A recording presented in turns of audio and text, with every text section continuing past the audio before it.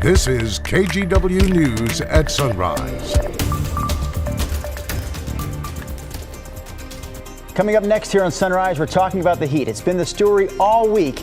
And again, we have the latest on the efforts making sure that people in our communities stay safe during the heat wave. It's really getting to a point that we cannot ignore the fact how dangerous and how bad it is. With COVID cases shooting through the roof, you're going to hear from those still unvaccinated if this new surge might be changing their stance. Can you get out? No, not right now. I can't find my water. Yeah, that 911 operator and a local sheriff's deputy, both are heroes after helping an 88-year-old woman get out of her burning house. We're going to share the details of that intense rescue here in just a few minutes. Wow, we are so grateful for them. We are grateful that it is Friday. We have made it. And yes, I know it is hot. It is like super warm this morning too. Yeah, it is. As soon as you step outside, you're like, man, yeah, it's still muggy. Yeah, we're in the 70s out there this morning. The air's still a little hazy. We had wildfire smoke yesterday. We are likely to have that again today. The live look from our Wells Fargo sky camera, obviously still dark. Sunrise still a good hour and 10 minutes away or so. 73 degrees right now in Portland. And Nina mentioned it's muggy. Yeah, the dew point's in the 60s, so that is a little sticky out there this morning. It's 73 in Beaverton. Scappoose sits at 68. Scappoose was the hot spot in Western Oregon yesterday. Scappoose topped out at 107 degrees. We officially hit 103 in Portland yesterday. 70 right now in Salem, 71 in Kaiser. All right, the plan for today, our excessive heat warning remains in effect again through today and into Saturday. Daytime highs today should easily climb over the century mark again for most of the Willamette Valley. I've got Portland at 102, which would tie our 2002 record of 102. Weekend forecast looking a little better. More on that coming up in just a bit. We're still talking about the heat wave right now, though, Chris, because there is a massive community effort happening this week to try and make sure that people who need relief from the heat get that relief. Yeah, so we went along with several organizations to see how they're pitching in and maybe what we all can do to help. Here's Laurel Porter with more. I welcome you to come to our cooling centers. They're a clean, safe space with meals and water and support. At Kellogg Middle School in Southeast Portland, the newest cooling center opened Thursday night. They're welcoming everyone, including pets, and trying to make the space as comfortable as possible, even bringing in air purifiers. Hello, I'm with Portland Fire. We're handing out flyers to let people know where they can go to beat the heat. Meanwhile, near 82nd and Harney, firefighters are going door to door and looking for signs that the heat may be starting to impact people's health. If their skin is dry, if it feels hot, person has slurred speech, if they're having a hard time standing, extreme cotton mouth, you might be feeling having headaches, feeling fatigued. And here's the extra sandwich. Oh my God. And the Union Gospel Mission is checking on those living on Portland streets. They're handing out water and Gatorade and offering whatever help they can. We want to make sure that people have the opportunity to stay hydrated and even potentially take people to a cooling shelter or to get medical care if that's something that they need. If you're able to be a part of these outreach efforts, there are plenty of opportunities for volunteers or donations. Everyone working to prevent a repeat of the deadly heat wave earlier this summer. Portland is not used to experiencing heat waves, but this is our new reality. So I just think people need to get used to the fact that when we have a heat wave, we really need to step up, and that means showing up and taking care of our community. So you can get food and drinks at many of those cooling centers around the metro area. Some will even let you bring pets. And we want to remind you, if you need a ride, TriMet can get you there for free. All you need to do is tell the driver you need a ride to a cooling center. Make sure you protect yourself, though, when you're waiting. Bring extra water and sunscreen because TriMet says there will be delays because of the heat. Now, we have details on how you can help and a list of all the heat wave resources, including cooling centers, at KGW.com. So if you just text the word heat to that number right there on your screen, 503-226-5088, we'll text you back a direct link to all that information. Right now, we want to highlight some of this morning's top COVID headlines with our 3 Things to Know segment. We start with the FDA approving a booster dose for both the Pfizer and Moderna vaccines for people with weakened immune systems. Again, this approval only applies to people taking immune-suppressing medicines for things like cancer, organ transplants, and other conditions. Health authorities have not decided yet if the general population will need a booster shot. Number 2 this morning, the latest vaccination numbers in Oregon. 54.9% of all people in the state are fully vaccinated at this point, but that percentage does not include, that percentage does include kids under 12 who aren't even eligible for the shot yet.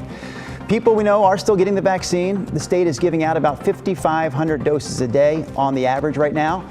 Back in April and May, though, that number was roughly 40,000 doses a day. And number 3, the U.S. Department of Health and Human Services is requiring employees who provide care for patients get the COVID shot. The order will affect more than 25,000 employees. They work at the National Institutes of Health, the Indian Health Service, and the U.S. Public Health Service. The order applies to contractors, trainees, and volunteers, as well as employees. And those are 3 things to know about COVID this morning. Well, we wanted to hear from people who decided not to get vaccinated. Would they maybe reconsider with case numbers climbing? Here's Christelle Kumwe. I was more afraid for other people than for myself. Virginia followed restrictions and mandates aimed at slowing the spread of the coronavirus, but didn't want to get the vaccine. Her concern, the process to find one seemed rushed. But then the second that they did, they just wanted everybody to get vaccinated, and I didn't feel like it allowed them enough time to properly test it on a big pool of people. They brought it, to market so fast. Destiny Beller had similar concerns. She has multiple chronic conditions, with some still undiagnosed. She worried about a serious reaction to the vaccine. It wasn't worth the risk of, in my mind then, side effects that could have made things worse. But with news of the Delta variant making people sicker and spreading twice as fast as the original virus, both Destiny and Virginia had a change in attitude. I felt like the risks of any side effects from getting COVID were a lot more than any risks of that I would get from the vaccine. It's really getting to a point that where you cannot ignore the facts, how dangerous and how bad it is. Both received their first dose of the vaccine in recent weeks. My arm hurt for the first day and hurt a little bit less the next day. And that was it. So far, about 55% of Oregonians are fully vaccinated, with an additional 4.6% like Destiny and Virginia who have gotten at least their first dose. That's a total of about 2.5 million people. I'm glad I did. I definitely feel like a relief and a bit more safe. Everybody should be able to choose for themselves, but honestly, at the end of the day, if we want to really get back to something that's close to normal, then we should just all get it. Christelle Kumwe, KGW News. All right, we do want to get back to our other top story this morning, the weather. Chris McGinnis, you've not only been tracking record-setting temperatures this week, but I know you're also keeping an eye on wildfire smoke. Yeah, and that was pretty prevalent yesterday in the Willamette Valley. It's one of the things that made the temperatures kind of vary a little bit from location to location. PDX hit 103 yesterday, just shy of the record high. Scappoose was 107. Scappoose remained clear during the heat of the day, so they benefited, if you will, from full sunshine late in the afternoon. So that boosted their temperatures up a couple of degrees. Check out this shot. This is from Todd Klingler. He captured the smoky sunset in Newburgh last evening. It made for, well, just some obnoxiously yucky air outside, but it did make for some pretty colors as Todd captured this in the Newburgh area. We are likely to see a similar setup again today. Let's go ahead and check out the visible satellite imagery. There are a lot of things going on this map here. This is from yesterday afternoon. Of course, the sun's not up yet, so we can't see visibly the smoke that we have across the region from space. But we can from yesterday, and you can see a number of fires burning in north central Washington. A pretty good one there right in the central Washington Cascades. And then closer to home here, we've got some fires burning in eastern Marion County, and a pretty good complex of fires down into eastern Lane and Douglas counties as well. And so with all of the smoke just circulating across the northwest, we're getting it up in the higher levels of the atmosphere. We're also getting some low-level smoke from the nearby fires, and that's creating some relatively poor air quality here east of the Cascades especially, but right up against the mountains, and even in parts of the metro area you see some of these yellow and orange dots showing up, indicating less than ideal air quality for sure. That smoke will be with us again today, so that will probably temper what could be an otherwise off-the-charts hot day. 102 is hot enough, right? That would tie the record set back in 2002. Hazy and hot tomorrow, probably more wildfire smoke in the Saturday forecast. The breeze turns onshore Saturday evening, guys, so that will start to take the edge off the heat, and it will start to clear the smoke out. So I think we're right around 90 on Sunday and much cooler still on Monday. Back to you. Good. Like the sound of that. All right, Chris, thank you. Up next, the intense efforts to rescue an 88-year-old woman from her burning home in Washington County.